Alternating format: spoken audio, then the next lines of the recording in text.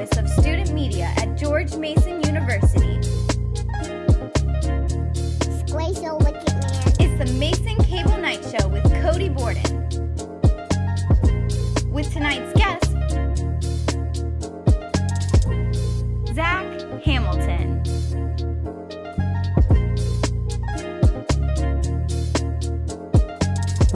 Here's your host, Cody Borden.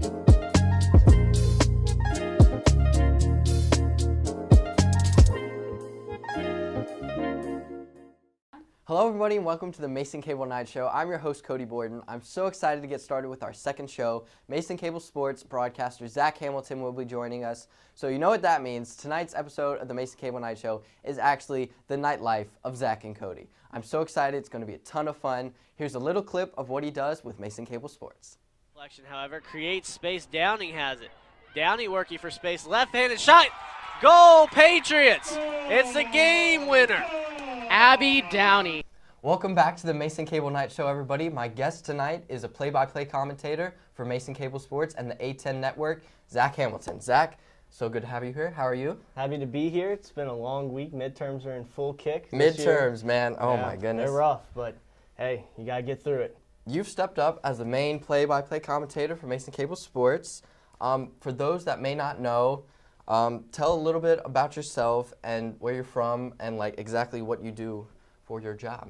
Well, I originally came from a small town in Virginia. I called games for my high school for 4 years on local stations there. I actually used to play sports, and I broke my leg in 3 places. Oh, God. Falling out of a swimming pool. Falling out of how? Yeah. You know, Can like I the ask how? the Walmart, you know, like the 4-foot blue, like Uh-huh. $70 pools. Yeah, they don't Like hold the you plastic in. things? Like Yeah. they don't really hold you in very well. I can imagine. Yeah. So anyway, Especially when they're all wet. That's yeah, slippery. exactly. So anyway, yeah, that ended my playing days, and I had to stay connected in sports. So I started calling games, fell in love with it. Since then, I came to Mason. I've called probably somewhere around 600 hours of sporting events in the last 5.5 years. Wow. So just really enjoying it, getting to call basically every sport that Mason has here on the A10 Network. It's been a lot of fun. Do you have specific sports you covered?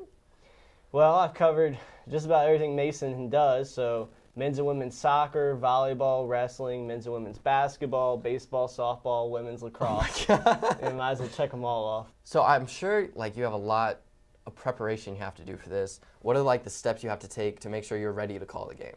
Well, typically 2 or 3 days before the game, I will pull up all the stats from each team, and I'll go through and find any outliers that are like, wow, this team is a lot better than the other in this and that, and this team really does this bad, etc. And then about 2 days before Mason Athletics, all the SIDs will put out a media release that, you know, it's a couple paragraphs long that kind of highlights what's coming up in the matchup, so I'll dig from that a little. And then lastly, with most of our coaches, we're starting now to have game day meetings with them. Like we have weekly meetings with the volleyball coach, but we also have like game day meetings with both soccer coaches. And it's very informative to be able to sit down and talk to them on game day and kind of understand what they're thinking going into a game. So preparation starts a couple days before and literally goes up to like 10 seconds before you're on air. Is that challenging or do you see more of like reward? Well, I think it's more of a reward because, you know, wanting to do this for a career going forward, you have to start learning exactly what you should be doing, and I take a very professional mindset towards how I do it. When you look at it, it's all typed up, it's all built exactly how I'm going to say it on air. And I think that really helps me moving forward in my career. And I like to say if you are doing what you love, you don't work a day in your life. Absolutely. So that's how I take my approach to calling games.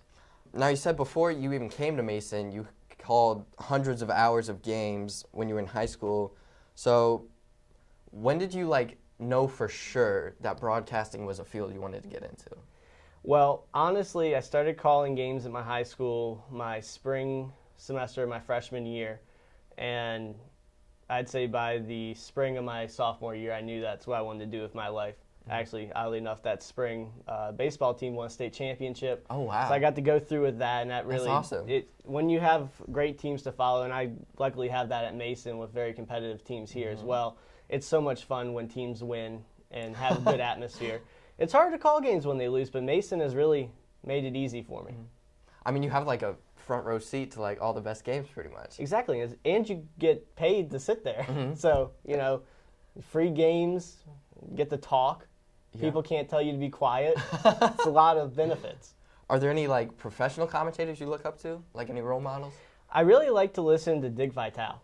Okay. He's very out there, very crazy, and that's how I like to do it. While being professional is a big key, also being able to have fun with it and enjoy it. You gotta be excited. You gotta be able to enjoy have to be excited. Everyone that's called a game with me here at Mason knows I have at least one terrible pun per game. Can you give us a taste? Yeah, well, there was a play about 2 weeks ago with a forward on the soccer team, Jackson Miles, and he is a sprinter. He will run right down the sideline.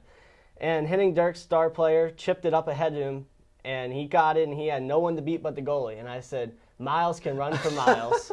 And that's not a great pun, but there's been some great puns, and recently especially, that just it makes the game a lot of fun, especially when they're low-scoring soccer games or where you have a lot of time to fill. Being able to have fun with it, I think the audience at home really likes to enjoy that as long as you still manage to call the game correctly when there's plays. On top of all you do for sports and like all the preparation you have, you're also working on your communication degree, and you plan on graduating early. Yeah, it's kind of like a 50-50 thing in my feelings because, like, of course, graduating early, you save all that money, you get out there, and you can move on in life. Same time, I really love calling games. I really love being here at Mason, so it's like a 50-50 battle for me. But at the rate I'm going right now, yes, I will graduate early. How do you manage like your school and work life? I think I manage it well. My family, my girlfriend might disagree with that, but I think I manage it well. Calling games most of the time 3 to 4 nights a week. Trying to see everyone else, manage a full class load. It'll be really challenging this year. I actually get the privilege to work with WGMU and go on the road and travel with women's basketball this year to all their road games, so I'll end up having to miss classes and things to travel with them. So that really will affect how I move forward studying. I've got to really ramp up my late night studying. I don't do a whole lot of late night studying right now, but I'm going to have to start it. You mentioned WGMU, so you have done radio and television. What's the difference between the two, and which one do you prefer? Well, they both have different aspects. When you're watching a TV broadcast, you can see the action in front of you. So while the voice is there to tell you what's happening, they don't have to tell you every minuscule thing that happens. Radio, you're blind, and you literally have to document every little thing that happens.